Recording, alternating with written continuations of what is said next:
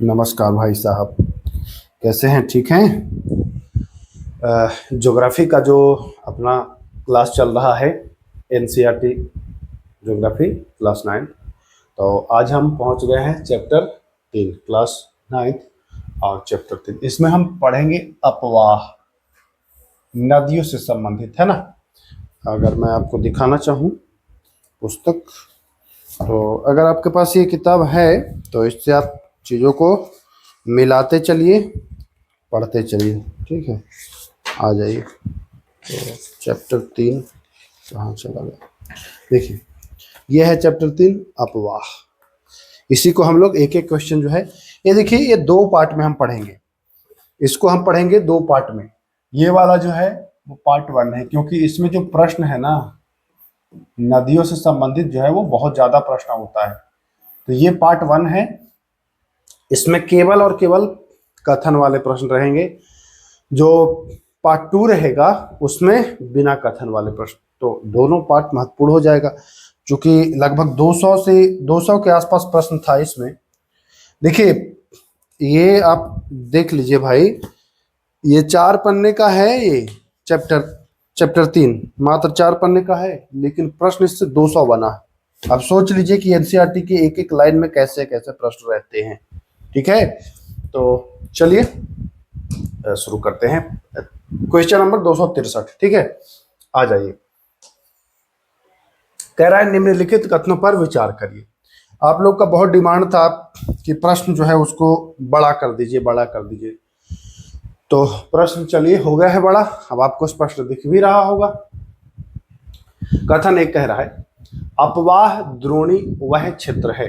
देखिए, आप अपवाह पढ़ रहे हैं तो अपवाह के बारे में पता भी तो होना चाहिए। उसी से आधारित प्रश्न है।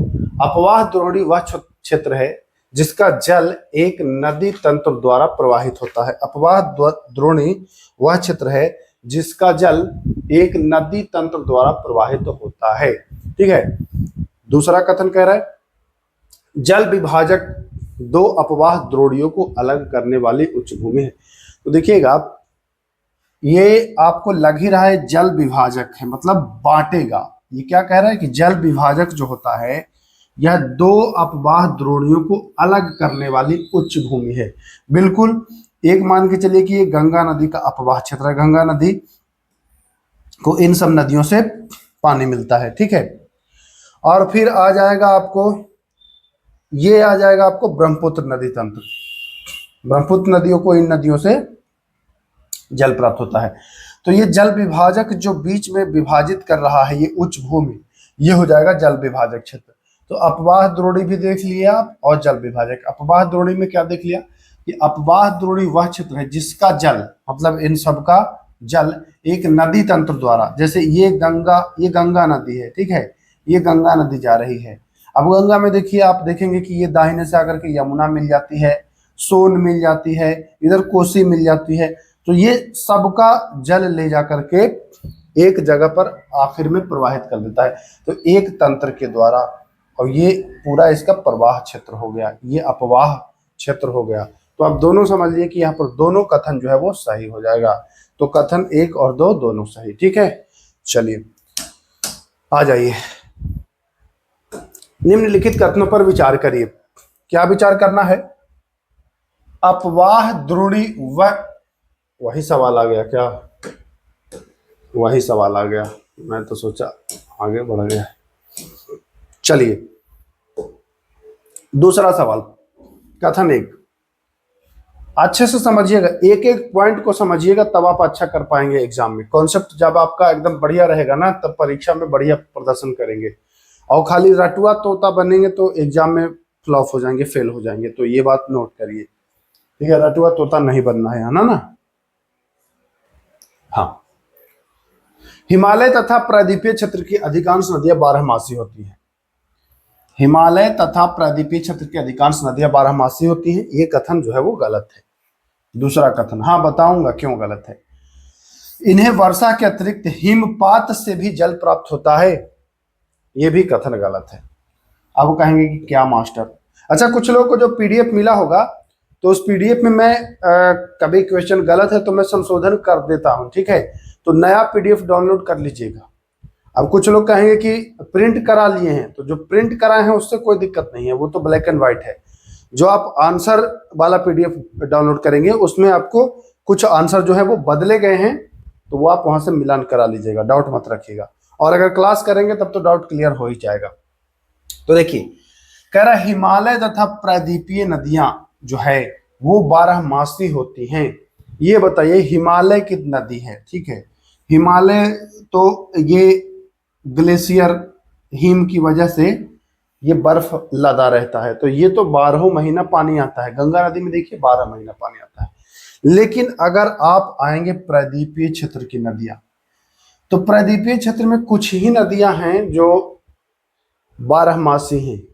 यहां कह रहा है कि अधिकांश, देखिए हिमालय की तो नदियां हैं अधिकांश 12 मासी, बट प्रायद्वीपीय क्षेत्र की अधिकांश 12 मासी नहीं है, क्योंकि प्रायद्वीपीय नदियां जो है वो बरसात पर निर्भर करता है, वर्षा हुआ तो जल आएगा, बाकी वहां ग्लेशियर नहीं मिलता है। कुछ जगह छोड़ करके एक आध नदियां हैं जो आपको 12 मासी मिलेंगी, बाकी आपको 12 मासी नहीं है। तो पहला कथन गलत। दूसरा कथन भी आप समझ गए होंगे कि क्यों गलत है, क्योंकि इन दोनों नदियों को कह रहा है इन्हें वर्षा के अतिरिक्त हिम पिघलन से भी जल प्राप्त होता है। चलिए, हिमालय की नदियों को तो वर्षा के अतिरिक्त हिम बर्फ पिघलने से जल मिल जाता है, लेकिन इन नदियों को जो प्रायद्वीपीय क्षेत्र के हैं उनको जल नहीं मिलता है। तो यहाँ दोनों कथन जो है वो गलत होगा, डी। ओहो, सही है ना। चलिए आ जाइए, निम्नलिखित कथनों पर विचार करिए। सिंधु तथा ब्रह्मपुत्र नदियां हिमालय के उत्तरी भाग से निकलती हैं। आपको पता ही है सिंधु नदी कहां से निकलती है, सिंगी ख्वाब से, ठीक है। सिंधु नदी सिंगी ख्वाब से निकलती है। तो ये देखिए, ये हिमालय है, मान के चलिए ये हिमालय है। और हिमालय के इधर से आपको सिंधु नदी और ब्रह्मपुत्र नदी, सिंधु नदी आपको पता ही है कि ये आ जाती है भारत पाकिस्तान, और ब्रह्मपुत्र नदी आपको पता ही है कि ये दिहांग गार से होते हुए ये बांग्लादेश और फिर बंगाल की खाड़ी, ठीक है। तो ये हिमालय के उत्तर, यानी कि ये हिमालय के पार की नदियां हैं, ठीक है। पूछेगा आपसे कि इनमें से कौन हिमालय की पार की नदियां हैं, तो ध्यान रखिएगा, आपको सिंधु भी है और ब्रह्मपुत्र भी है, सतलज भी आपका आएगा, ठीक है। तो सिंधु और ब्रह्मपुत्र हिमालय के उत्तरी भाग से निकलती है। सिंधु जानते ही हैं आप कि सिंगी खवाब, सिंगी खवाब पूछता है, सिंगी खवाब से निकलता है, और एक निकलता है बोखरचू से, ठीक है। तो ध्यान रखिएगा, तो ये आपको इंपॉर्टेंट है। चोमा युंगडुंग ग्लेशियर है, उसी के पास से निकलता है। तो सिंगी ख्वाब से कौन निकलता है, कहाँ गिर रहे हो भाई, ठीक है, ध्यान रखिएगा। तो सिंगी ख्वाब से कौन निकलता है, तो कहेंगे सिंगी ख्वाब से जो है वो सिंधु नदी निकलता है, ठीक। चलिए, इन नदियों ने पर्वतों को काटकर गार्ज का निर्माण किया है। मैं अभी बताया कि ये ब्रह्मपुत्र जो है, एक मिनट, ब्रह्मपुत्र जो है वो आपको दिहांग गार्ज, और सिंधु जो है वो सिंधु गार्ज, दोनों का निर्माण करते हैं, दोनों सही है। ये नदियां अपने मार्ग के निचली भागों में तीव्र अपर्दन की क्रिया करती हैं, ध्यान रखिएगा। पहला कथन तो आपको बता दिया कि सही है, दूसरा कथन भी आपको बता दिया कि सही है। जो कह रहा है कि ये नदियां अपने मार्ग के निचली भाग में अपर्दन क्रिया करते हैं, निचली भाग में नहीं, ऊपरी और मध्य भाग में, जी हाँ ध्यान रखिएगा, ऊपरी और मध्य भाग में अपर्दन काट छाट करती हैं, ऊपरी और मध्य भाग में, निचली भाग में नहीं, ठीक है, ध्यान रखिएगा, निचले भाग में नहीं, ऊपरी और मध्य भाग में, या क्योंकि नीचे आने पर ढाल धीरे धीरे कमेगा, तो जब ढाल कमेगा तो अपर्दन कम होगा नहीं, और जब ढाल ऊपर तेज रहेगा, तो ढाल तेज है भाई तो अपर्दन ज्यादा हो जाता है, तो ये बात ध्यान रखिएगा। तो निचली भाग में अपर्दन क्रिया नहीं करती है। आपको याद रखना है कथन कौन कौन सही होगा, तो कथन 1 और कथन 2 जो है वो सही है, ठीक है, बिल्कुल सही है। चलिए, चीजों को समझ रहे हैं कि नहीं बताइएगा। हिमालयी नदियां अपने उद्गम से समुद्र तक लंबा मार्ग तय करती हैं। बिल्कुल सही है कि मान के चलिए हम गंगा का ही उदाहरण लेते हैं, तो गंगा ऐसे ऐसे निकल के फिर बंगाल की खाड़ी में, है ना। तो हिमालय की नदियां है ये अपने उद्गम से समुद्र तक लंबा मार्ग तय कर रही है, बिल्कुल कर रही है। इसके ऊपरी भागों में तीव्र अपर्दन, अभी बताया इससे पहले वाले क्वेश्चन में कि निचली भाग में तीव्र अपर्दन नहीं, ऊपरी भाग में, वही चीज ये कह रहा। देखिएगा इन पॉइंटों को समझना होगा, ज्योग्राफी आपको बहुत आसान हो जाएगा अगर चीजों को सही से पढ़ेंगे तब। ऊपरी भाग में क्यों क्यों भाई कि ऊपरी भाग में जैसे ये पहाड़ है तो यहाँ पर ढाल अधिक है, नीचे आते आते आते आते आते देखिए ये ढाल कम गया, यहाँ बिल्कुल स्ट्रेट ढाल है और ये आते आते ढाल ऐसे हो गया, तो नीचे आने पर ढाल कम गया। अब वो उधर मिट्टी को पसारेंगी और आखिरी में डेल्टा बना देती हैं, जानते हैं ढाल एकदम कम होने की वजह से, क्योंकि अपने जो अपर्दन से जो गाद वगैरह लाती हैं वो छोड़ना शुरू कर देती हैं, तो ये आखिरी में आप देखते हैं कि डेल्टा का निर्माण हो जाता है। तो यही है कि ये नदियां अपने मार्ग के ऊपरी भागों में तीव्र अपर्दन क्रिया करती हैं, बिल्कुल सही है। तो यहाँ पर देखेंगे कि कथन पहला भी सही, दूसरा भी सही और ऊपरी मार्ग है तो तीसरा भी सही, तो हो जाएगा ना, सभी कथन सत्य हैं। ठीक है, 266 का बिल्कुल सही है, सभी कथन सत्य हैं। ओके, चलिए आ जाइए। अधिकांश प्रायद्वीपीय नदियां पश्चिमी घाट से निकलती हैं। देखिए अगर आप भारत का नक्शा देखेंगे तो प्रायद्वीप का पठार ये वाला आपको मिलेगा, प्रायद्वीप, ठीक है। अब अधिकांश नदियां जो है वो प्रायद्वीपीय भाग से निकल के और ये पूरब में बंगाल की खाड़ी में गिरती हैं। कुछ जो हैं, कुछ नदियां जो अरब सागर में जाती हैं, लेकिन अधिकांश जो है वो बंगाल की खाड़ी में जो है वो गिरती हैं। गोदावरी का नाम ले लीजिए आप, कावेरी, कृष्णा, ये सब का वही हाल है। और दूसरा कथन कह रहे हैं तो पहला कथन क्या हो जाएगा, सही हो जाएगा। अधिकांश प्रायद्वीपीय नदियां अरब सागर में गिरती हैं। देखिए ये अरब सागर इधर है, अरब सागर है इधर, ठीक, इधर है बंगाल की खाड़ी, बे ऑफ बंगाल। तो अधिकांश नदियां किधर गिर रही हैं, पश्चिम घाट से निकल के कहेंगे बंगाल की खाड़ी में।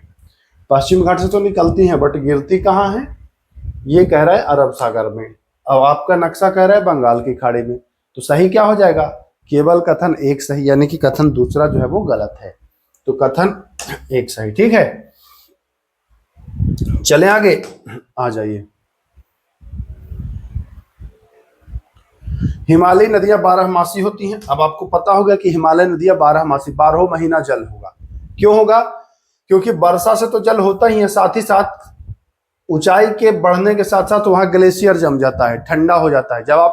जब आप 4400 मीटर ऊपर जाएंगे ना, हिमरेखा है एक, हिमरेखा 4400 मीटर से जैसे ऊपर जाएंगे तो ये जो नीचे से वाष्प जाता है, वाष्पीकृत होकर के वो ऊपर बर्फ जम जाता है। और आप तो जानते ही हैं कि हिमालय की जो चोटी है वो 8848 मीटर, 8850 मीटर तक है, तो समझिए कि बर्फ तो ऊपर होगा ही, और वो बर्फ लगातार पिघल रही है और बन भी रही है, पिघल रही है, बन भी रही है। अब आपके मन में ये आता होगा कि ये बताइए, जब 4400 मीटर ऊपर होने के बाद ये जमने लगता है तो पिघल कैसे फिर जाता है, ये आ रहा होगा ना मन में कि जैसे नीचे से वाष्प गया उड़ करके, ठीक है, नीचे से उड़ करके वाष्प गया तो वाष्प ऊपर जाके जम गया, 4400 मीटर के ऊपर जा करके जो है वो जम गया, बर्फ बन गया। 0 डिग्री से भी कम है तो बर्फ बन जाएगा। तो फिर ये यहाँ से बर्फ, पानी गिर कैसे रहा है, पानी पिघल कैसे रहा है, यहाँ जो पानी है वो गिरते गिरते वो भी तो बर्फ बन जाना चाहिए, क्योंकि 8800 मीटर है, दो गुना है, तो बर्फ बन जाना चाहिए। बर्फ क्यों नहीं बनता है, ऊपर से पानी आ रहा होगा दिमाग में। ये जो लोग थोड़ा सा डीप में सोचेंगे उनको आएगा, तो वो जानते हैं होता क्या है कि इतना ढेर सारा बर्फ है, इतना ढेर सारा बर्फ है ना कि वो प्रेशर से, जब प्रेशर लग रहा है तो प्रेशर की वजह से, आपको पता है कि प्रेशर की वजह से गलनांक और क्वथनांक दोनों में अंतर होता है कि नहीं, प्रेशर की वजह से गलनांक और क्वथनांक में अंतर, तो वही प्रेशर होने की वजह से इसका गलनांक में और क्वथनांक में अंतर यहाँ पर आपको दिखेगा। प्रेशर की वजह से ये पिघलने लगता है दाब पड़ने की वजह से। बहुत सारा बर्फ है तो बर्फ का दाब पड़ते पड़ते पड़ते पड़ते वो पिघलेगा, तो वो आपका ये हो जाएगा। आ जाइए, चलिए, हिमालयी नदियों को जल केवल हिम नदों से मिलता है? नहीं भाई, हिम नदों से मिलता ही है, वर्षा का भी जल इसमें आता है। तो केवल एक सही दो गलत। 268 का क्या होगा? केवल एक सही दो गलत। चलिए 269 आ जाइए। नर्मदा और ताप्ती दोनों भ्रंश घाटी से बहती है। देखिए, दो पर्वतों, जैसे ये पर्वत हो गया, ठीक है, और एक ये पर्वत हो गया, और इसके बीच जो नदी जा रही है वो भ्रंश घाटी। तो नर्मदा और ताप्ती जो है वो दोनों भ्रंश घाटी से होकर बहती है और अरब सागर में अपना जल गिराती है। नर्मदा और ताप्ती जो है वो अपना जल अरब सागर में गिराती है। ये क्या कह रहा है? दोनों नदियां बंगाल की खाड़ी में गिरती हैं। बंगाल की खाड़ी इधर है, बे ऑफ बंगाल इधर है, ठीक है। तो जो है वो आपका एक ही यहां भी सही हो जाएगा, बे ऑफ बंगाल। चलिए आ जाइए 270वां। निम्नलिखित कथनों पर विचार कीजिए। ब्रह्मपुत्र नदी भारत में अरुणाचल प्रदेश में प्रवेश करती है। आपको पहले ही बता दिया कि ब्रह्मपुत्र नदी दिहांग गार्ज से अरुणाचल में प्रवेश करती है, दिहांग गार्ज से, ठीक है। भारत में प्रवेश करने से पहले इसे यरलुट सांगपो कहा जाता है। अब आपको ध्यान देना है, ब्रह्मपुत्र के आपको मैं 4 नाम बता देता हूं, वो चारों नाम रट लीजिएगा। तिब्बत में, यानी कि भारत से पहले तिब्बत में इसे क्या कहा जाता है? सांगपो कहा जाता है, सांगपो या कहीं सांपो भी मिलेगा, ठीक है, सांगपो कहा जाता है। उसके बाद ये ब्रह्मपुत्र में आता है, ब्रह्मपुत्र में तो सॉरी ये अरुणाचल प्रदेश में आता है। कहाँ में? अरुणाचल में जब ये आएगा तो अरुणाचल प्रदेश में इसको कहा जाएगा दिहांग, अरुणाचल प्रदेश में इसको कहा जाएगा दिहांग, ठीक है, दिहांग। इसके बाद अरुणाचल प्रदेश से ये आएगा तो ये असम में प्रवेश कर जाता है। कहाँ में? तो ये असम में प्रवेश कर जाता है। असम में इसका नाम पड़ जाता है ब्रह्मपुत्रा, ठीक है, ब्रह्मपुत्र। उसके बाद असम के बाद ये जाएगा आपको भारत के बाहर बांग्लादेश में। कहाँ जाएगा? तो ये जाएगा बांग्लादेश में, और बांग्लादेश में आप जानते हैं कि इसका नाम है जो वो है यमुना। अब इसके बाद ये आखिरी में मिल जाएगा गंगा से, और गंगा से मिल के ये बसेगा समुद्र में, और इन दोनों गंगा और ब्रह्मपुत्र जब मिल जाता है तो ये बन जाता है मेघना, ये बन जाता है मेघना। लेकिन ध्यान रखिएगा, ब्रह्मपुत्र मिलने से पहले किस नाम से जानी जा रही है? यमुना नाम से, ठीक है, और ये भी आपको पद्मा नाम से जानी जाती है, पद्मा नाम से। तो पद्मा और यमुना मिलके बन जाती है मेघना। कॉन्सेप्ट क्लियर हुआ कि नहीं, ये बताइएगा। अब आपसे पूछे कि तिब्बत में सांगपो को कहा जाता है, तिब्बत में ब्रह्मपुत्र को सांगपो कहा जाता है। सांगपो का मतलब क्या होता है? तो सांगपो का मतलब याद रखिएगा, सांगपो का मतलब होता है प्यूरिफायर। क्या होता है? प्यूरिफायर, ठीक है, ध्यान रखिएगा सांगपो का मतलब। चलिए, तो यहाँ क्या हो जाएगा? दोनों कथन सही हो जाएगा। निम्नलिखित कथनों पर विचार करिए। चलिए, सामान्यतः पश्चिम वाहिनी नदी मतलब जो पश्चिम की ओर बहती है, ठीक है, मुहाना यानी कि एस्चुरी बनाती हैं, ठीक है। नर्मदा और ताप्ती मुहाना बनाती है, मतलब डेल्टा नहीं बनाती है। ऐसा क्यों है कि डेल्टा नहीं बनाती है? देखिए, एक तो इसका ढाल इतना तीव्र है, इतना ज्यादा ढाल है ना, इतना ज्यादा ढाल है कि भैया ये मिट्टियों को मतलब फैला नहीं पा रही हैं। जो भी थोड़ा बहुत गाद इस पर आ रहा है वो फैला नहीं पा रही हैं, और ये मुहाना बनाती हैं, ज्वार नदमुख जिसको कहते हैं, एस्चुरी। डेल्टा क्यों नहीं बनाती हैं? 2 रीजन।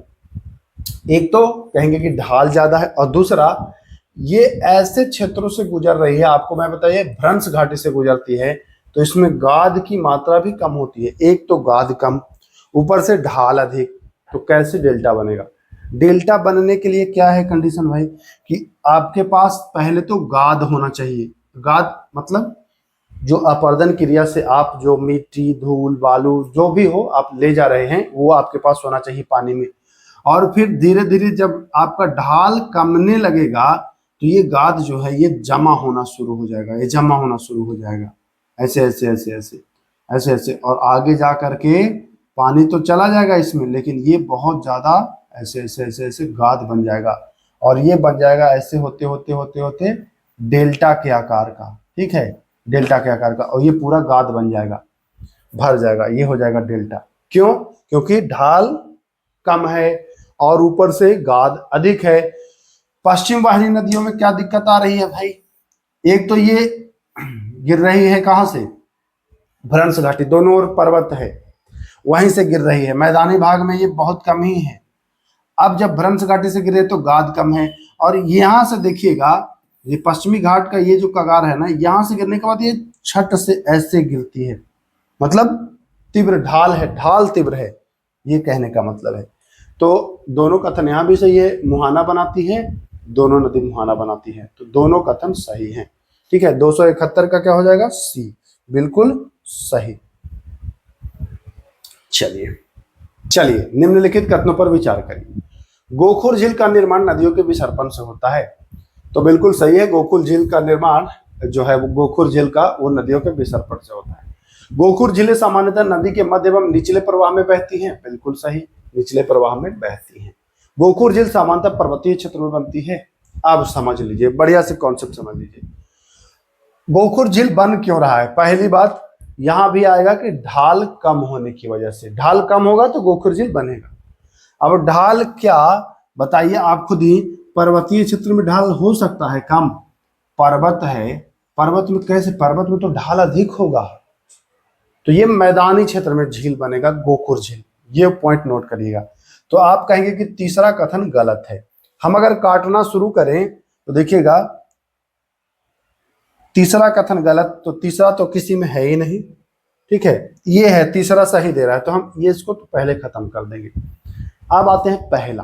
तो जब देखिए नदियां जो है ना वो जब ढाल कम जाता है, ढाल देखिए एक चीज नोट करिए, ढाल अगर है तब तो नदी एकदम हड़हड़ा के चला जाएगा, ऐसे चला जाएगा पानी।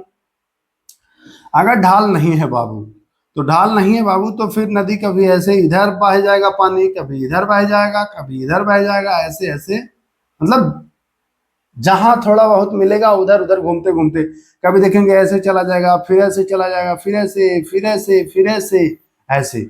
अब हुआ क्या कि ऐसे ऐसे ऐसे ऐसे नदियां विसर्प करती हुई, सांप कैसे चलता है वही विसर्प करते हुई चल रही है।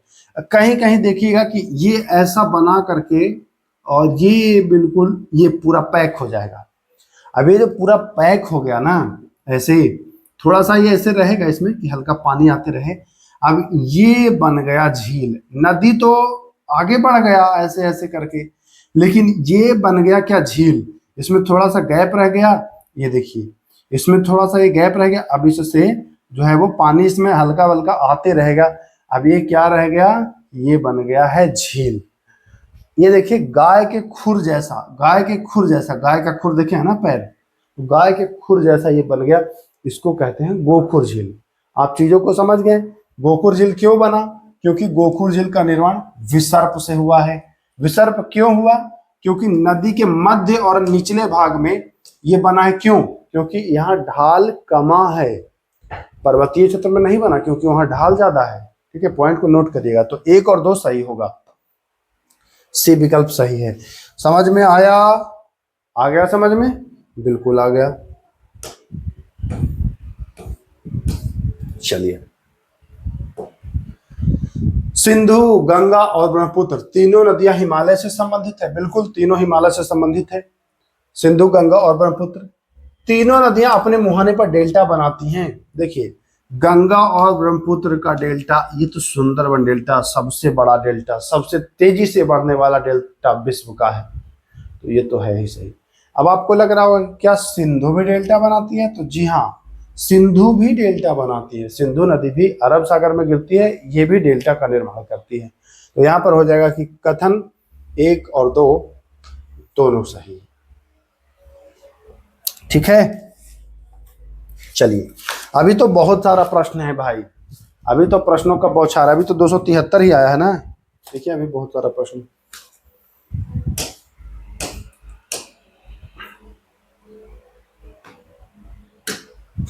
चलिए, सिंधु नदी का उद्गम, उड़ो मत भाई, सिंधु नदी का उद्गम मानसरोवर झील के निकट तिब्बत में है। सिंधु नदी सिंगी ख्वांग, सिंगी खवाब, सिंगी खवाब मैं बता चुका हूं। सिंधु नदी का उद्गम मानसरोवर झील के निकट तिब्बत में है तथा यहां से पूर्व होते हुए, देखिएगा देखिएगा, समझिएगा कॉन्सेप्ट समझिएगा, ये मान के चलिए कि ऐसे हिमालय आ गया, ये आपका तिब्बत आ गया, तो मानसरोवर झील के निकट, यहां मानसरोवर झील है, ठीक है, तो यहीं से ये निकलता है सिंधु, सिंधु नदी, देखिए यहीं से निकलता है सिंधु नदी, तथा यहां से पूर्व होते हुए भारत में लद्दाख में प्रवेश करता है। अब जो बच्चा कम कॉन्सेप्ट रखा होगा वो तो ये देखेगा कि सिंधु नदी मानसरोवर झील के आसपास से निकलती है सिंगी खवाब से, सही है। आगे के लाइन जब पढ़ेगा तो और कंफर्म हो जाएगा कि हाँ हाँ हाँ लद्दाख में प्रवेश करती है, बिल्कुल सही ही है ये कथन। अब मैं कह रहा हूं कि ये कथन गलत है। कहेंगे क्या मास्टर, सस्ता नशा? ना, सस्ता नशा नहीं, ध्यान रखिएगा। सिंधु नदी का उद्गम मानसरोवर झील के निकट से है, ये बिल्कुल सही है। यहां से ये पूरब से होते हुए, ये लाइन खाली गलत कर दिया, देखिए यहां से ये पश्चिम से होते हुए लद्दाख में, पूरब जाएगा तो ये इधर ना चल जाएगा जी, ये अरुणाचल प्रदेश, वो ब्रह्मपुत्र जाता है पूरब, वो पूरब जो जाता है वो ब्रह्मपुत्र जाता है, जो अरुणाचल प्रदेश में दिहांग गार्ज से भारत में प्रवेश करता है दिहांग नदी के नाम से, और फिर असम में वो ब्रह्मपुत्र नदी के नाम से जाना जाता है, फिर बांग्लादेश में वो यमुना के नाम से जाना जाता है, और आखिरी वो मेघना नाम से द एंड उसका होता है, ठीक है। तो ऐसे होता है। सिंधु नदी की सभी प्रमुख सहायक नदियां भारत में ही से मिल जाती है। बहुत, ये तो कॉन्सेप्ट है आपका, नहीं पढ़ेंगे तो कहां से क्लियर हो जाएगा। देखिए पहला कथन तो मैंने काट दिया गलत। अब सिंधु नदी की सभी प्रमुख सहायक नदियां, सिंधु की प्रमुख सहायक नदी 5 नदियां पढ़े हैं ना, सिंधु ये है, सिंधु झेलम, सिंधु झेलम, एक तो मान के चलिए सबसे बड़ी सिंधु के बाद सतलज ही मिल जाएगा उसमें,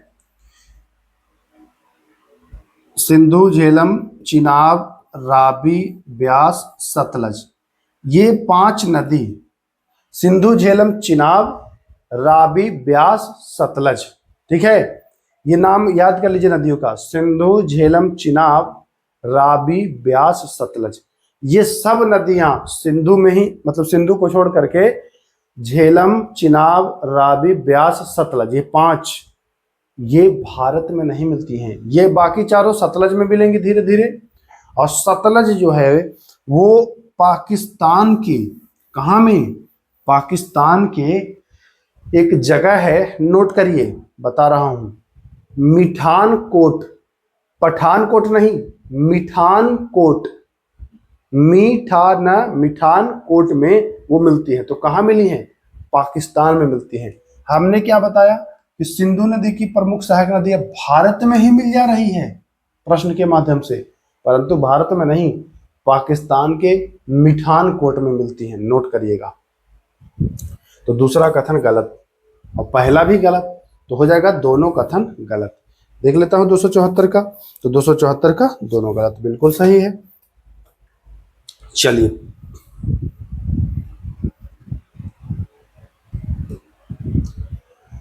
विचार करें, सतलज व्यास रावी चिनाब तथा झेलम अंततः सिंधु नदी में मिलती हैं। हाँ जानते ही हैं। इन 5 नदियों का उद्गम हिमालय के दक्षिणी ढाल से हुआ है। तो एक चीज मान लीजिए, सतलज व्यास रावी चिनाब झेलम ये सब सिंधु में तो मिल रही हैं, परंतु कहेंगे कि हाँ हाँ ये हिमालय है और हिमालय के दक्षिण, भाई सतलज जो है ना, यहाँ पर देखिए 3 नदी निकलेगा, सिंधु ब्रह्मपुत्र और सतलज, तो ये हिमालय के उत्तर से निकला है। ये क्या कह रहा है, दक्षिणी ढाल से।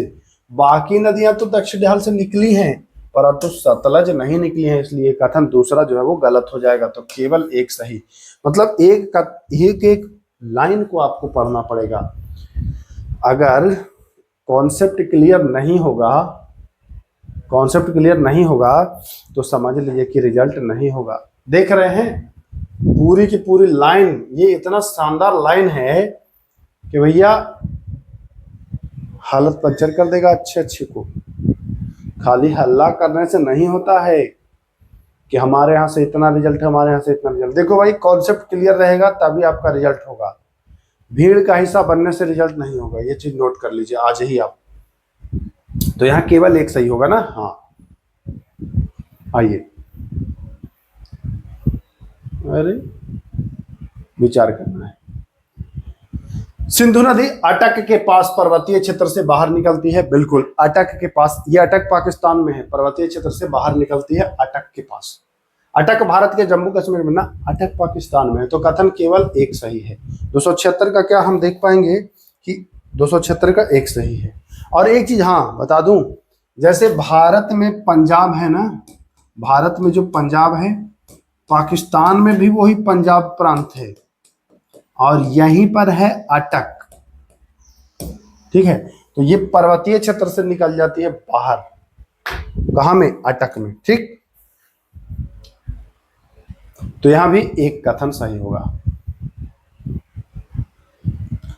सिंधु नदी अरब सागर में गिरती है। आपको मैं बता दिया हूं कि ये हिमालय मान के चलिए है, अब ये निकल रही है, अब ये सिंधु गार्ज बना करके ये आकर के अरब सागर में गिरी है। बिल्कुल सही। सिंधु नदी डेल्टा कराची के पूरब में स्थित है। तो बिल्कुल सही है, सिंधु नदी डेल्टा कराची के पूरब में स्थित है। तो यहाँ भी आपका कथन दोनों सही हो जाएगा। तो 277 का भी बिल्कुल दोनों सही हो जाएगा। ठीक है, आ गया ना?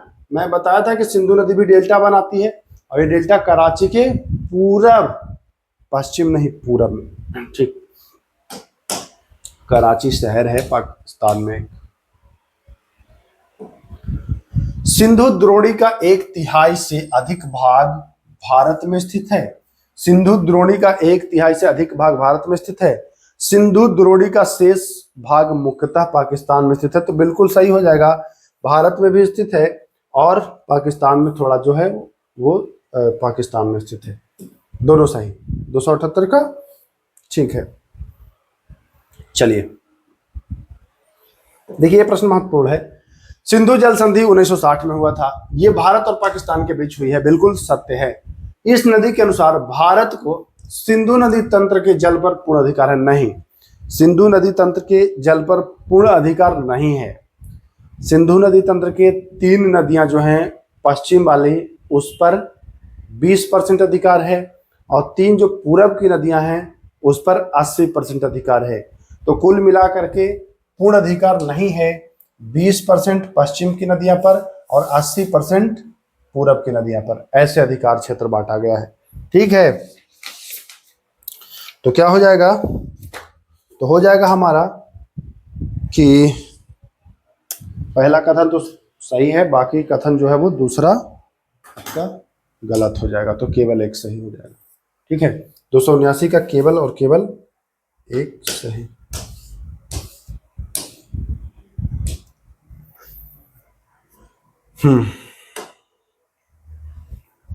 आ जाइए, निम्नलिखित कथनों पर विचार करिए। जास्कर, नुब्रा और श्योक सिंधु की सहायक नदियां हैं। बिल्कुल सही।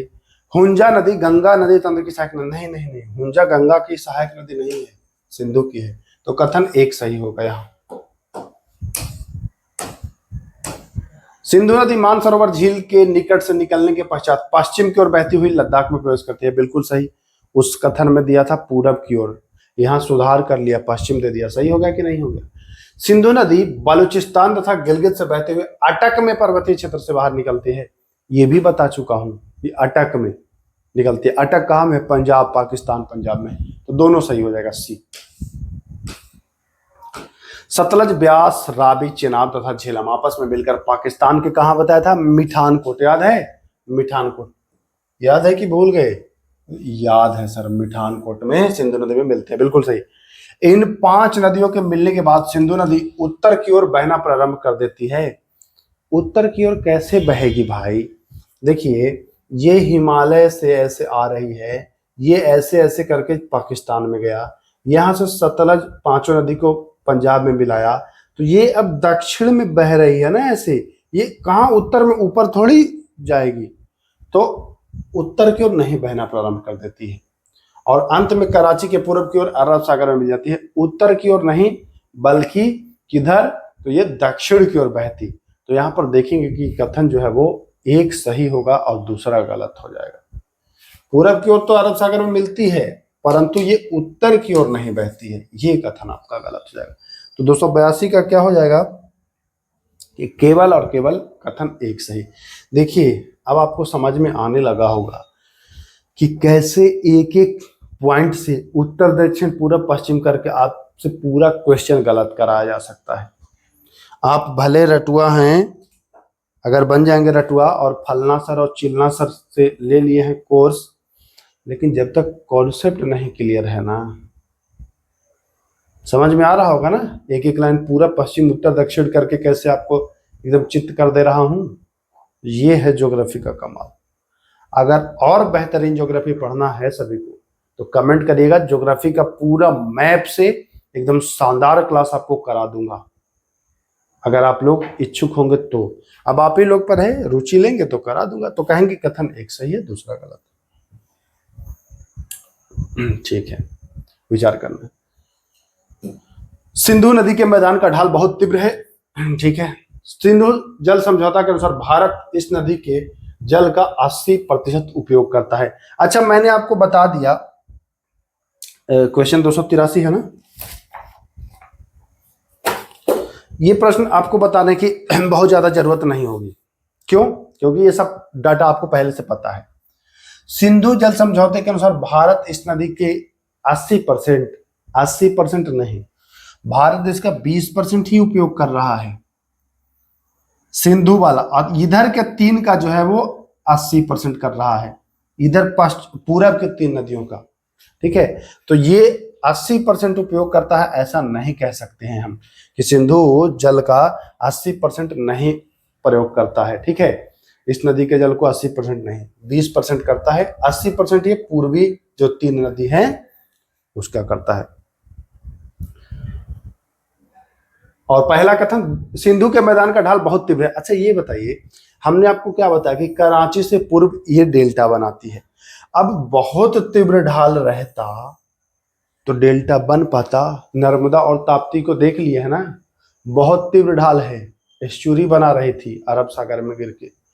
तो ढाल बहुत तीव्र तो नहीं, ठीक है, बहुत तीव्र तो नहीं है, तो इसलिए यहाँ पर ये भी गलत और ये भी गलत। और ऐसा प्रश्न आपको फंसा देता है, ये लगता है कि हाँ यार हिमालय से निकल रहा है तो तीव्र, अरे हिमालय से निकल रहा है तो पर्वतीय क्षेत्र में तो तीव्र होगा, मैदानी क्षेत्र में भी तो आ रहा है, मैदानी तो सपाट है, मैदानी क्षेत्र कहाँ तीव्र है। जो नदियां, जाहिर सी बात है कि ज्यादातर मैदानी क्षेत्र में चलेंगी, तीव्र ढाल उसका समाप्त हो जाएगा। आ जाइए, गंगा की मुख्य धारा भागीरथी कहलाती है। भागीरथी गंगोत्री हिमानी से निकलती है। भागीरथी अलकनंदा से देवप्रयाग में मिलती है, कर्णप्रयाग में नहीं मिलती है, यहाँ तो पिंडार है ना, तो ये देवप्रयाग में मिलती है। तो 284 में देखिए तीसरा जिसमें है वो गलत हो जाएगा, आप लगा लीजिए, अब छाट लीजिए, तीसरा वाला गलत हो जाएगा। तो 3 किस में है? इसमें है 3, इसमें है 3, इसमें है 3, ये तो इजी से छाट लेंगे। यहाँ देवप्रयाग होगा ना, ठीक है, यहाँ क्या हो जाएगा? देवप्रयाग। अच्छा कर्णप्रयाग में भी क्या मिलता है? अलकनंदा और पिंडार, ठीक है, पिंडर नदी, ये दोनों मिलता है कर्णप्रयाग में। देवप्रयाग में भागीरथी और अलकनंदा, ये नोट करिएगा। चलिए, भागीरथी गंगोत्री हिमालय से निकलते हैं, बिल्कुल सही। अलकनंदा से कर्णप्रयाग में मिलती है, नहीं देवप्रयाग में मिलती है भाई। हरिद्वार के पास गंगा पर्वतीय क्षेत्र को छोड़कर मैदान में प्रवेश करती है, तो इसमें दूसरा वाला कथन गलत है। तो जिसमें 2 है उसको काट देंगे, 2 को काट देंगे, 2 को काट देंगे, 1 और 3 सही, यानी कि बी। 285 का देख लेता हूं, 285 का 1 और 3 बी, बिल्कुल सही हो गया। समझ में आने लगा होगा अब तो प्रश्न अच्छे से। यमुना नदी हिमालय की यमुनोत्री से निकलती है, बिल्कुल सही। या गंगा के समानांतर चलती है, देखिएगा समझिएगा, गंगा नदी ऐसे निकला ऐसे चला, यमुना भी यमुनोत्री से निकला और इसके ऐसे ही समानांतर चल के ये प्रयागराज में मिलता है, देखा ही होगा आपने नक्शे में। यह गंगा में इसके बाएं किनारे पर मिलते हैं। ये बताइए, ये मैं आपको बता दिया ना कि बहुत अच्छे से आप तैयारी करके आइए, आपको ऐसा फंसाऊंगा ज्योग्राफी में, ऐसा फंसाऊंगा कि आप कहेंगे कि अरे बाप रे बाप, ऐसे भी पूछ सकता है। समझिएगा प्रश्न, ये गंगा ऐसे चल दिया, इसके साथ साथ यमुना भी चल दिया, तो भाई ये दाहिने हाथ पर मिल रही है ना, बायां तो इधर होगा, तो ये गंगा ऐसे उड़ के थोड़ी जाएगी यमुना उस तरफ मिलने, तो दाहिने मिलती है। गंगा समानांतर तो चलती है, बाएं नहीं मिलती है, दाहिने मिलती है यमुना गंगा में। यह गंगा में इसके बाएं नहीं दाहिने, तो केवल कथन 1 और 2 सही हो। 286 का क्या हो जाएगा? हो जाएगा केवल 1 और 2 सही। ठीक है, आइए, घाघरा, गंडक तथा कोसी गंगा की सहायक नदी है, बिल्कुल सही है। ये नेपाल हिमालय से निकलते हैं, बिल्कुल सही है। ये गंगा में मिलते हैं, बिल्कुल सभी सही। ये तो चटनी वाला प्रश्न था। गंगा की कुछ सहायक नदियां प्रायद्वीपीय उच्चभूमि से निकलती है, सोन जानते ही हैं निकलती है। चंबल, बेतवा, सोन अर्ध शुष्क क्षेत्रों से निकलती है, बिल्कुल दोनों सही हो जाएगा।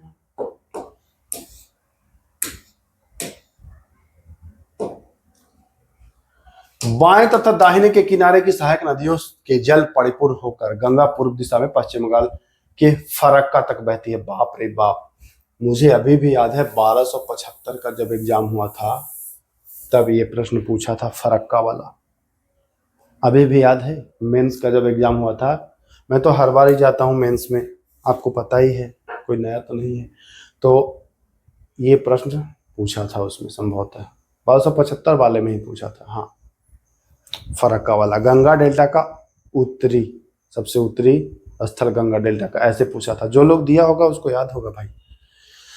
तो सही है, जैसे गंगा यहां से चला तो इधर देखिए कोसी और इधर से सोन, चंबल, बेतवा ऐसे मिल करके ये परिपूर्ण होकर के गंगा पूरब दिशा में, बिल्कुल पूरब में बह रहा है और आखिरी में बंगाल के फरक्का तक बहती है, बिल्कुल सही है। ये फरक्का गंगा डेल्टा का सबसे दक्षिणी बिंदु है। मैंने क्या बताया अभी कि बिहार दरोगा में पूछा था कि गंगा डेल्टा का सबसे उत्तरी बिंदु, ये दक्षिणी नहीं है भाई, ये उत्तरी है, नोट कर लीजिएगा। फरक्का गंगा डेल्टा का सबसे उत्तरी बिंदु है, तो दूसरा कथन गलत। फरक्का पश्चिम बंगाल में है, हाँ सही है। तो 2 वाला काट देंगे हम, 2 वाला काट देंगे, 2 वाला काट देंगे, 2 वाला, तो कथन 1 सही हो जाएगा। 289 का क्या हो जाएगा देख लो, तो 1 और 3 सही। ठीक है, समझ में आया, गंगा डेल्टा का उत्तरी बिंदु। अच्छा, आज जो क्वेश्चन कर रहे हैं ना हम लोग, आज जो हम लोग ये कथन वाले प्रश्न कर रहे हैं, जब नेक्स्ट वीडियो इसका आएगा ना तो उसमें बिना कथन वाले प्रश्न रहेंगे और ये सब प्रश्न रहेगा कि गंगा डेल्टा का सबसे दक्षिणी बिंदु, उत्तरी बिंदु। तो अगला वीडियो मिस मत करिएगा, परीक्षा आपका वही होगा कि कैसे आपने आज की पढ़ाई करी। ठीक, चलिए, फरक्का से ही गंगा नदी 2 भागों में बंटती है, बिल्कुल बिल्कुल बिल्कुल। भागीरथी हुगली दक्षिण की तरफ बहती है तथा पद्मा पूरब की ओर बहती है। भागीरथी और हुगली दक्षिण की ओर बहती है तथा पद्मा पूरब की ओर बहती है, तो ये बिल्कुल सही हो जाएगा। तो यहाँ पर क्या हो जाएगा कि दोनों कथन सही। तो 290 का क्या हो जाएगा भाई कि दोनों कथन सही। अच्छा, ये भागीरथी बनती है, फिर वो भागीरथी नहीं, भागीरथी अलकनंदा नहीं, ये आगे जाकर के भी बनती है। तो भागीरथी हुगली ये दोनों दक्षिण की ओर बहती है तथा पद्मा जो है वो पूरब की ओर बहती है, बिल्कुल सही। तो दोनों सही हो जाएगा यहाँ पर। गंगा की मुख्य धारा पूरब की ओर बहती हुई, गंगा की जो मुख्य धारा है वो पूरब की ओर बहती हुई बंगाल की खाड़ी बांग्लादेश में प्रवेश करती है, बिल्कुल सही। फरक्का के बाद गंगा की एक धारा बांग्लादेश की ओर जाती है और गंगा की दूसरी धारा भागीरथी हुगली कहलाती है। तो यहाँ पर तो सभी सही होना चाहिए। गंगा की मुख्य धारा पूरब की ओर बहती हुई बांग्लादेश में प्रवेश करती है, बिल्कुल सही है।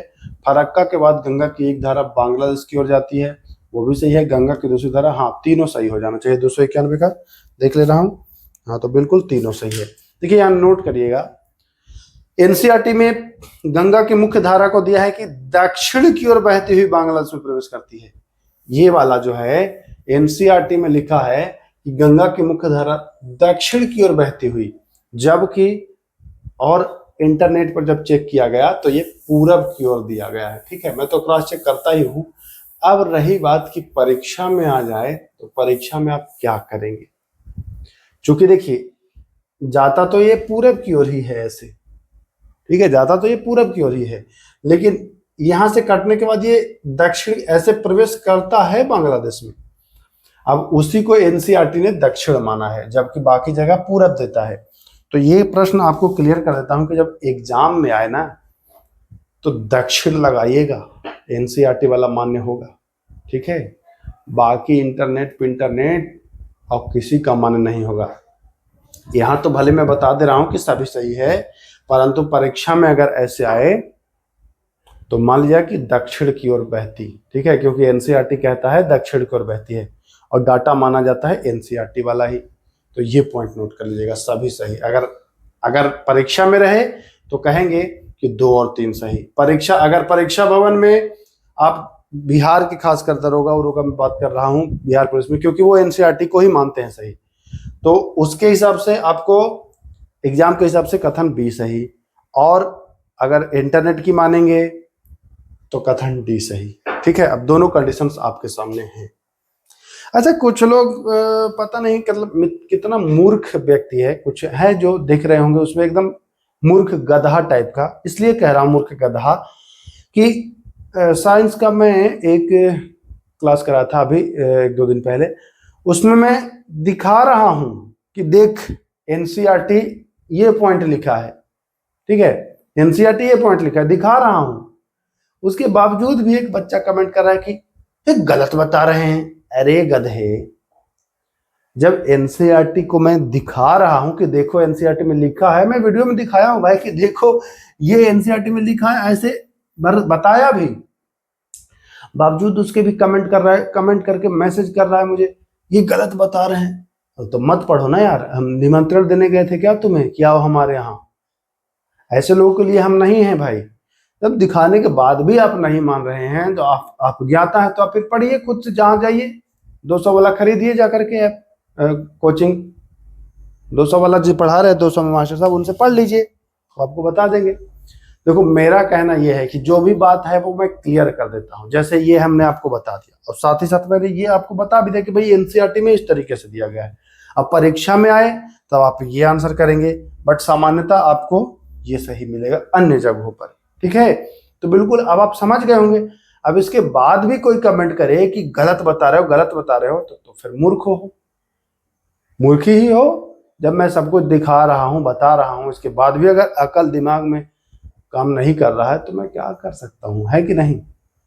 तो ये लाइन उनके लिए था जिसने कमेंट किया था साइंस के वीडियो में, और बताने के बाद भी कमेंट किया था। मुझे तो बहुत गुस्सा आ जाता है कभी कभी कि भाई जब मैं बता रहा हूं, दिखा रहा हूं, तो समझो ना यार, समझो, बुद्धि विवेक तो है। अब कहोगे कि मेरा रिजल्ट नहीं होता है, क्या रिजल्ट होगा? खाक रिजल्ट होगा। जब इतनी समझ नहीं है कि अगला आदमी किताब में दिखा रहा है, एनसीईआरटी दिखा रहा है, अब एनसीईआरटी को ही तो मान्य किया जाता है। मैं सारी चीजें बिल्कुल स्पष्ट कर देता हूं कि भाई ऐसा है, ऐसा है, तो अब समझना चाहिए। निम्नलिखित कथनों पर विचार करिए। अंतिम चरण में गंगा और ब्रह्मपुत्र समुद्र में विलीन होने से पहले पद्मा नाम से जानी जाती है? नहीं, ये मेघना नाम से जानी जाती है। किस नाम से? मेघना। मैं बताया हूं ना कि ये मेघना नाम से जानी जाती है। गंगा एवं ब्रह्मपुत्र का संयुक्त प्रवाह बंगाल की खाड़ी में गिरता है, ये तो सही है। यह विश्व के सबसे बड़े डेल्टा का निर्माण करता है, तो 2 और 3 सही होगा, यानी कि बी।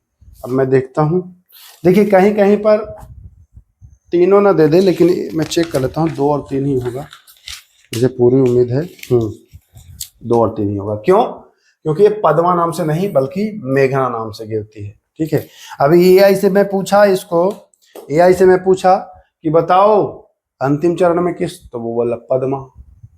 अब पद्मा, उसको तो पता था पद्मा, लेकिन भाई पद्मा में मिलती है आखिर के यमुना और बनती है मेघना, तो आखिरी जो है वो मेघना नाम कहलाएगा। पॉइंट को नोट करिएगा। हर क्वेश्चन को लगभग मैं क्रॉस चेक कर ही लेता हूँ, गूगल से, एआई से पूछ लेता हूँ, मतलब जो भी है। सुंदरबन डेल्टा का नाम वहां पाए जाने वाले सुंदरी पादप से लिया गया, बिल्कुल सही है। सुंदरबन डेल्टा विश्व का सबसे बड़ा डेल्टा है, ये भी सही है। यह तेजी से वृद्धि करने वाला डेल्टा माना जाता है, यहाँ तीनों सही हो जाएगा। ठीक है। ब्रह्मपुत्र नदी तिब्बत की मानसरोवर झील के पूर्व से निकलती है तथा इसका स्रोत सिंधु एवं सतलज के काफी नजदीक है। बिल्कुल है, मैं बता चुका हूं कि सिंधु, सतलज, ब्रह्मपुत्र तीनों एक ही पास से निकलती है। ब्रह्मपुत्र नदी की लंबाई सिंधु नदी से कम है। ब्रह्मपुत्र की लंबाई सिंधु नदी से थोड़ा ज्यादा है। सिंधु नदी 2880 किलोमीटर के आसपास और ब्रह्मपुत्र नदी लगभग 2900 किलोमीटर। कहीं कहीं कहीं उल्टा देता है, परंतु आप जो मैं बता रहा हूं उसको मानिए तो आप देखेंगे कथन 1 है और कथन 3 आ गया, 2 कहाँ जाएगा, तो कहेंगे दोनों कथन सही है। तो 1 और 2 दोनों सही। 294 का देखता हूँ, अरे नहीं, दोनों सही कैसे, उल्टा होगा ना। ब्रह्मपुत्र मैं बता रहा हूं ना 2900, सिंधु तो कम है, तो सिंधु नदी से कम है, नहीं सिंधु का ही कम है, तो एक ही सही होगा केवल। सही है, बता तो दिया हूं लेकिन आंसर गलत लगा रहा था मैं। ब्रह्मपुत्र का अधिकांश भाग भारत के बाहर स्थित है। ब्रह्मपुत्र का अधिकांश भाग भारत के बाहर स्थित है। ठीक है, सही है। यह हिमालय के समानांतर पूरब को, देखिए ऐसे ये निकलता है और यहां से निकल के ये आता है भारत में, असम होके बांग्लादेश में, और हिमालय भी ऐसे ही है। तो ये हिमालय के समानांतर बह तो रहा है, देख रहे हैं हिमालय के समानांतर बह रहा है पूरब की ओर, ठीक है, बह रहा है। और यह तिब्बत में पश्चिम की ओर बहती है, तिब्बत में पूरब की ओर बह रही है, पश्चिम नहीं। तो तीसरा कथन गलत होगा, पहला और दूसरा सही होगा। तो कथन 1 और 2 सही हो जाए।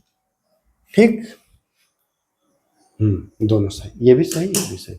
295 का क्या हो जाएगा,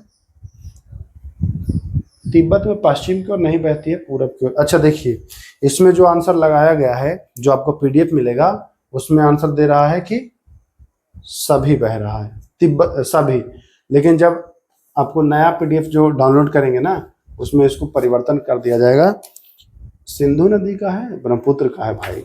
तो ब्रह्मपुत्र नदी निकलने के बाद ये पूरब, इधर पूरब है ना, पश्चिम तो इधर है, तो ये पूरब की ओर बहती है, तो 1 और 2 होगा। जबकि आपके पास पीडीएफ में ये वाला संभवत आंसर होगा, इसको काटिएगा। ठीक है, इसको मैं नोट कर लेता हूं क्योंकि इसका आंसर चेंज करना पड़ेगा ना।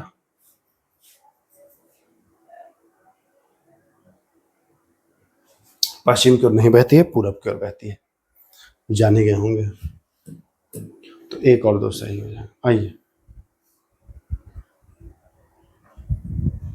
नामचा वर्मा के पास ब्रह्मपुत्र अंग्रेजी के यू अक्षर जैसा मोड़ लेती है, बिल्कुल सही है। जब अरुणाचल प्रदेश में ये यू आकार का ऐसे मोड़ लेता है, सही है। यहाँ के बाद ये दिहांग गार्ज का निर्माण करती है, बिल्कुल सही है। दिवांग और लोहित ब्रह्मपुत्र की सहायक नदी है, बिल्कुल सही है। ब्रह्मपुत्र नदी का निर्माण असम में दिवांग तथा लोहित तथा केनुला नदियों से मिलने से होता है, तीनों सही हो जाएगा भाई। ब्रह्मपुत्र नाम असम में ही पड़ता है, मैं बता चुका हूं आपको, तो तीनों सही हो जाएगा, सभी सही। तो 296 का हम क्या कहेंगे कि सभी सही, बिल्कुल सही है। आ जाइए, ब्रह्मपुत्र को तिब्बत में क्या कहा जाता है, तो तिब्बत में सांगपो कहा जाता है। ब्रह्मपुत्र को बांग्लादेश में क्या कहा जाता है, तो बांग्लादेश में कहा जाता है इसको यमुना। विभिन्न क्षेत्रों में ब्रह्मपुत्र को अलग अलग नामों से जाना जाता है, तो केवल तीसरा कथन सही है, तो यहां पर सी हो जाएगा।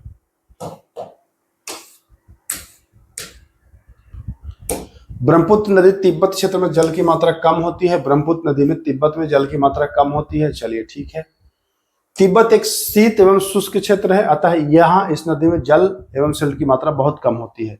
और तीसरा, अच्छा कारण है ये, कथन क्यों फिर लिख दिए हो, तो सही है। ब्रह्मपुत्र नदी में तिब्बत में जल कम रहता है, भारत में आने पर जल उसमें लगता है।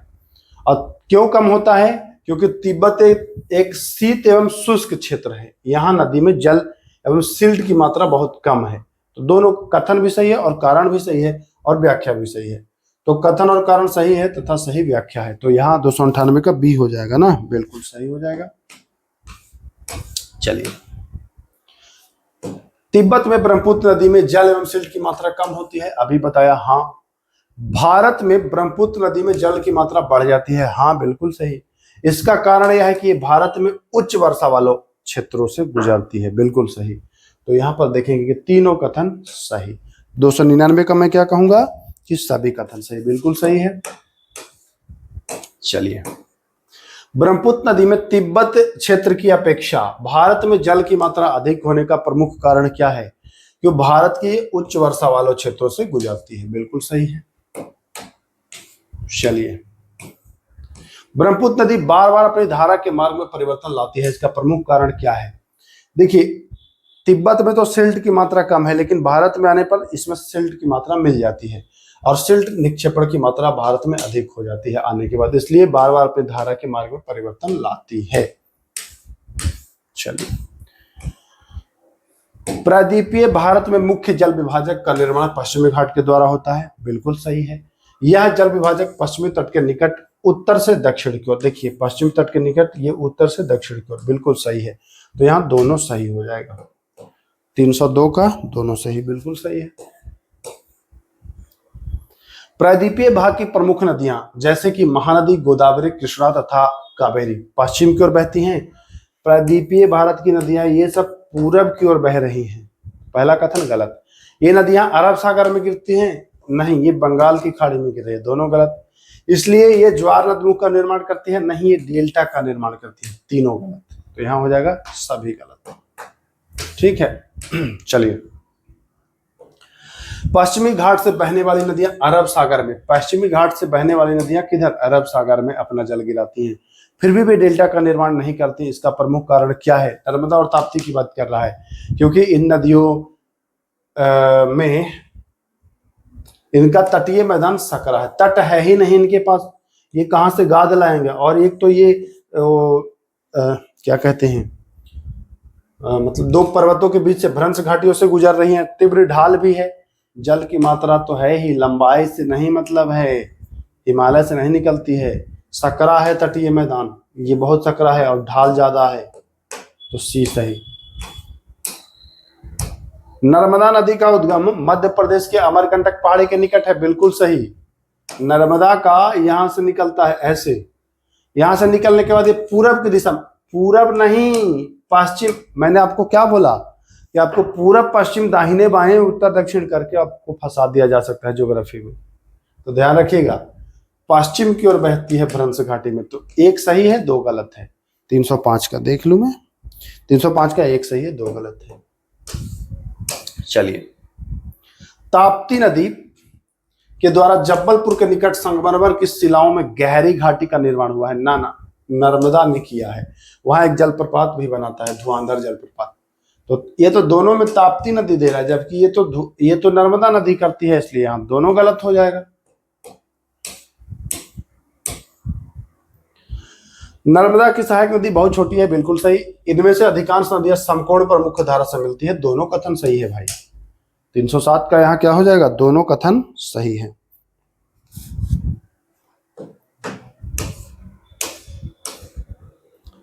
नर्मदा द्रोणी मध्य प्रदेश, महाराष्ट्र तथा गुजरात के कुछ भागों में फैली हुई है। अच्छा, द्रोणी का मतलब क्या? नदी नहीं पहुंच जाता है, जैसे उस नदी में जहां से जल आता है वो तो कुछ महाराष्ट्र से भी आता है, कुछ गुजरात से भी आता है, ठीक है, और कुछ मध्य प्रदेश से भी आता है, तो द्रोणी ये होता है। नर्मदा नदी अरब सागर में गिरती है, दोनों सही हो जाएगा आपका। 308 का क्या हो जाएगा? दोनों सही, ठीक है। चलिए,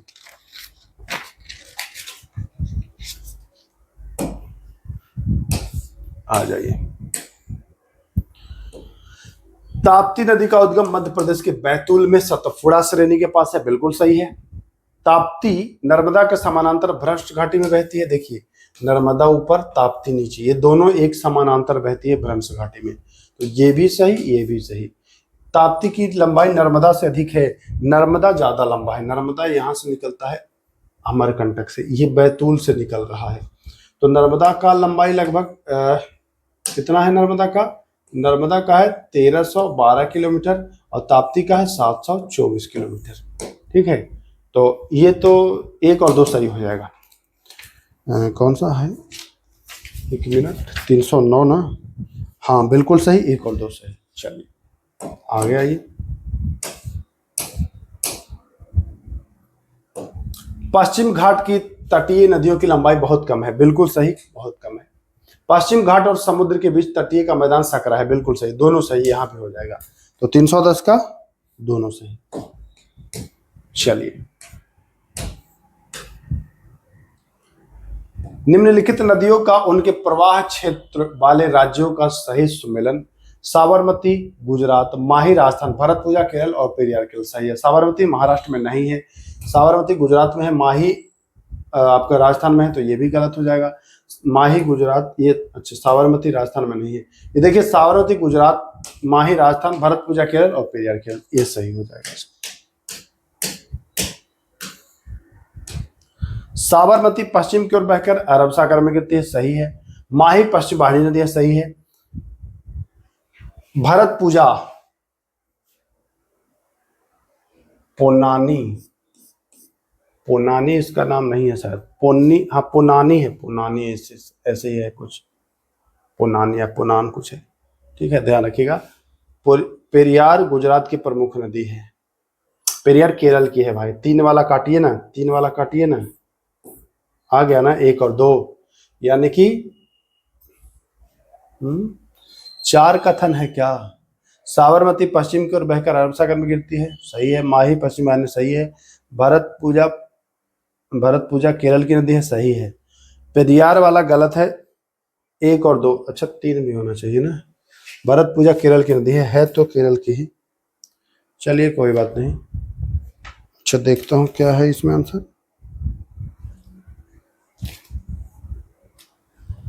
पन्नानी इसका नाम है, पन्नानी नहीं, पन्नानी करिएगा। फिर भी चलिए 1 2 3 सही है। ऑप्शन के अनुसार अब हम चलेंगे तो यही लगाएंगे, अब कोई है ही नहीं तो क्या किया जाए। पीडीएफ में चेंज कर दूंगा, परेशान मत रहिए। गोदावरी सबसे बड़ी प्रायद्वीपीय नदी है, बिल्कुल, लगभग 1400 किलोमीटर। इसकी लंबाई 1500 किलोमीटर, हाँ वही 1485 1500। गोदावरी नदी की द्रोणी का सर्वाधिक भाग महाराष्ट्र में स्थित, बिल्कुल सही, तीनों सही हो जाएगा। यहाँ पर 313 का तीनों सही। ये 1485 है तो 1500 हो ही गया, एक ही बात है। गोदावरी नदी की द्रोणी मध्य प्रदेश, उड़ीसा, आंध्र प्रदेश में स्थित है, हाँ है। गोदावरी की प्रमुख सहायक नदियों में वर्धा, प्राणहिता शामिल है। गोदावरी अरब सागर में गिरती है। देखिए गोदावरी अरब सागर में कैसे गिरेगी, आपको मैं पहले ही बता चुका हूं, 314 है ना। तो गोदावरी अरब सागर में कैसे गिरेगी? गोदावरी तो इधर बहती है, तो इधर तो बंगाल की खाड़ी है, बे ऑफ बंगाल, तो ये तो गलत हो जाएगा। 3 वाला गलत, तो 3 वाला काटिए, 3 कटा 3 कटा 3 कटा, क्या सही? 1 और 2, बस। आंसर निकालना तो आपके बाएं हाथ का खेल हो जाएगा। इनमें से कौन गोदावरी की सहायक नदी नहीं है? अब चलिए 1 लाइनर आ गया है, 315वां प्रश्न है ना। ये देखिए 1 2 प्रश्न और करा देता हूं इसमें। तो ये गोदावरी की सहायक नदी अच्छा नहीं है पूछ रहा है ना, तो ये कृष्णा की सहायक नदी है। तुंगभद्रा जो है वो कृष्णा की सहायक नदी है, ध्यान रखिएगा, ठीक है। और है गोदावरी की सहायक नदी नहीं है, तो ये भीमा भी कृष्णा की सहायक नदी है आपको, तो 316 का भी डी ही हो जाएगा, बिल्कुल सही हो जाएगा। एक प्रश्न और होगा शायद, बस यही लास्ट है, हाँ इसके बाद नहीं है ना, इसको कर लेते हैं फिर हो जाएगा। महानदी की लंबाई लगभग 860 किलोमीटर है। इसकी अपवाह द्रोणी महाराष्ट्र, छत्तीसगढ़, झारखंड, उड़ीसा में, दोनों सही कर लीजिए। महानदी अरब सागर में गिरती है ना, अरब सागर में ना, ये बंगाल की खाड़ी में गिरती है। तो 3 वाला काटिए, एक ही से तो पकड़ लेंगे आप। बाप रे बाप, 317 प्रश्न करा दिए हैं सर। ज्योग्राफी का 3 वीडियो अभी आया है, और इसका पार्ट 2 जरूर देखिएगा, क्योंकि पार्ट 1 से काम खाली नहीं चलेगा।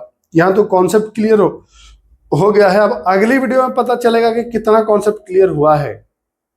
अगली वीडियो में लगभग 125 प्रश्न हैं और, ठीक है, तो वो जरूर देखिएगा अगर चाहते हैं बेहतरीन परफॉर्मेंस करें तब, ठीक।